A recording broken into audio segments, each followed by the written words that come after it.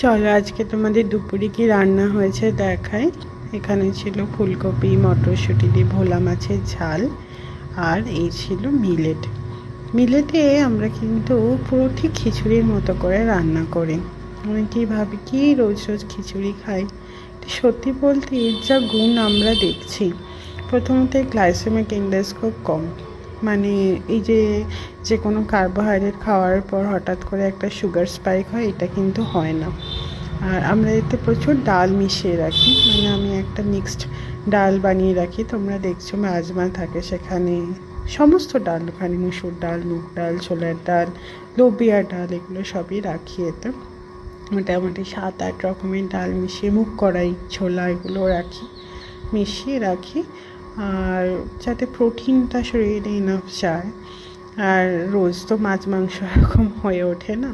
এই একদিন মাছ কিনলে আনে আমার শাশুড়িমা বাজার থেকে, তো ওইটাই হলো আমরা এই সকালবেলা আর রাত্রিবেলা করে 2 পিস করে, মানে ধরো 3 জনে 6 পিস রান্না হয়। তো এরকম করে 2-3 দিন মাছটা চলে যায়। 2 দিন তো চলেই যায়। তারপরে একদিন সয়াবিন, একদিন ডিম, এই করে হয়ে যায় প্রোটিন ইনটেক।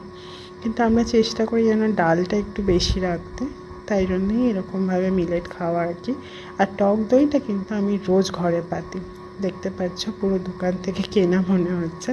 ভীষণ ভালো আসে এই টক দইটা, পার্টিকুলারলি গরমকালে খুব ভালো বসে।